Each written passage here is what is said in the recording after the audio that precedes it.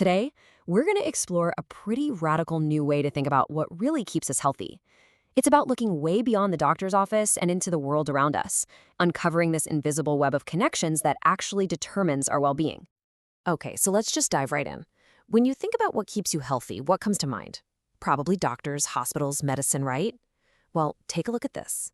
It turns out that direct medical care, that's only about 10% of our overall health.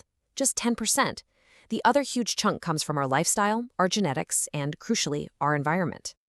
So that begs the question, right? If medicine is only a tiny slice of the pie, where on earth is the other 90% coming from? Well, the answer lies in these hidden connections between our own health and the health of our planet. And there's a name for this concept that we're going to unpack: One Health. So let's get into it.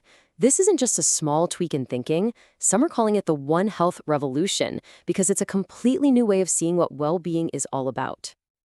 Okay, so what is One Health? At its core, it's the simple but honestly profound idea that the health of people, animals, and our environment are all tied together. You just can't separate them. Put simply, we can't be healthy if our planet isn't healthy. And I love this visualization because it makes it so clear. You've got human health, animal health, and environmental health as three circles. But the real magic, the most important stuff, happens right there in the middle, in the overlap. That's where our biggest challenges pop up, but you know what? It's also where our most powerful solutions are hiding. And this is not just some nice idea or a theory, it's an active, data-driven strategy. We're talking about layering in things like microbe surveillance to track new germs, monitoring wildlife to see how things spread, and sharing all that information fast. This is how One Health goes from being a concept to a real practical tool that protects all of us. So what are some of these hidden threats that this One Health way of thinking helps us finally see? Well, as we're about to find out, these connections go way, way beyond the germs and viruses we normally think about. This here is a perfect example, a toxic chain. Just think about it for a second. An industrial pollutant like a heavy metal doesn't just vanish. Nope. It can travel invisibly from a factory, get into the soil, get absorbed by crops, eaten by livestock, and then it ends up right on our dinner plates. And it's not just about the bad stuff that gets added to our environment. It's also about what's being taken away. So when farming practices strip the soil of essential nutrients like zinc, well, the food grown in that soil just isn't as nutritious. And that deficiency gets passed directly to us, affecting something as basic as our own immune systems. Now look at this number, 1.6 million. That is the estimated number of deaths from air pollution in India every single year.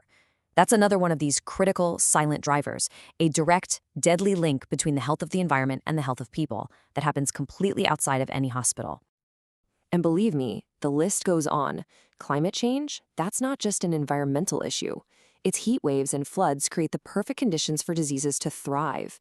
And as our cities get bigger and we chop down forests, we push wildlife into closer contact with us, creating brand new pathways for viruses like Nipah to jump over. So, you might be wondering, how in the world do you manage problems this big and interconnected? Well, for a real-world example of how to even start tackling this, we can look to India. They're actually building a comprehensive blueprint.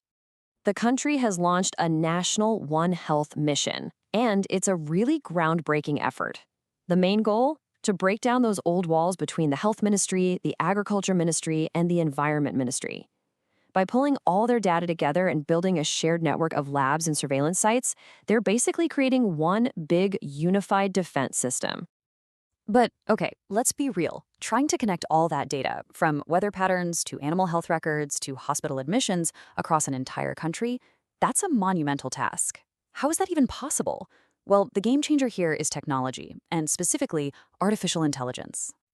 And this is really the perfect way to think about it. AI becomes the digital nervous system for the whole operation.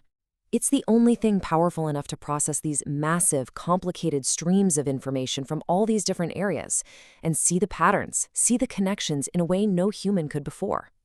This just changes everything. We actually move from being reactive, waiting for a disease to break out and then scrambling to fight it, to being predictive. Instead of just treating sickness, we can actually manage the environmental things that cause the sickness.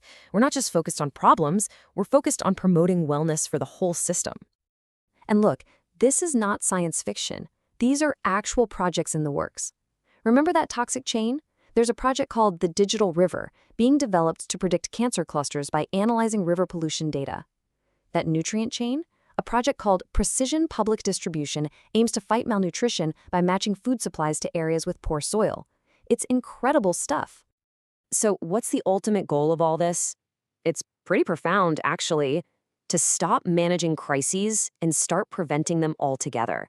By linking all this data, satellite images, soil samples, hospital records, AI can find those tiny connections that were invisible to us before, giving us an early warning system for the health of our entire planet.